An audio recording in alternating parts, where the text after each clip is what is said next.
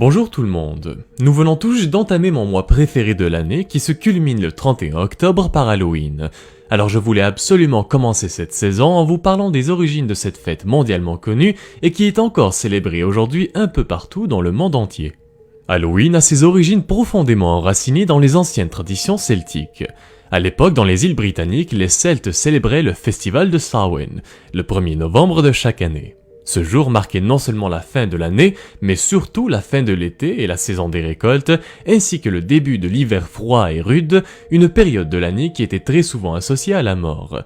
Les Celtes croyaient que la nuit avant le Nouvel An, c'est-à-dire la nuit du 31 octobre, la frontière entre le monde des mortels et celui des morts devenait floue et incertaine. On pensait alors que les fantômes et les esprits des défunts qui étaient morts durant l'année revenaient hanter le monde terrestre. Pour commémorer cet événement annuel, les druides construisaient d'immenses feux de joie sacrés où les gens se rassemblaient pour brûler des récoltes et offrir des animaux en sacrifice aux dieux celtes. En faisant cela, ils espéraient que l'hiver ne soit pas trop long ni trop froid et que leurs réserves de nourriture tiendraient le coup jusqu'au printemps. Au cours de la célébration, les gens portaient des costumes souvent constitués de têtes de peaux d'animaux et offraient également des friandises pour tenter d'apaiser les esprits. En général, ces célébrations étaient joyeuses et de grands rassemblements avaient eu lieu au cours desquels les gens se réunissaient, se régalaient devant de grands banquets, buvaient de l'alcool et organisaient divers concours de chant, de danse et bien plus encore. Les Celtes pensaient également que la présence des esprits au cours de cette journée permettait aux druides de plus facilement se connecter au monde naturel et en même temps faciliter les prédictions sur l'avenir. Par conséquent, pour un peuple qui était presque entièrement dépendant du monde naturel et instable dans lequel il vivait, ces prophéties druidiques et leurs pratiques divinatoires constituaient une source essentielle de réconfort durant l'hiver et leur permettaient de mieux gérer leurs incertitudes. Autour du 9e siècle, lorsque le christianisme est arrivé dans les îles britanniques, les missionnaires avaient compris que le meilleur moyen de convertir les gens était d'intégrer leurs pratiques au lieu de les interdire complètement. Il se trouve que le 1er novembre est la fête chrétienne de la Toussaint, et que le lendemain était la commémoration des fidèles défunts. Le 31 octobre est alors devenu la veille de la Toussaint. Ainsi, l'ancienne pratique de Samhain que les Celtes pratiquaient n'avait pas complètement disparu.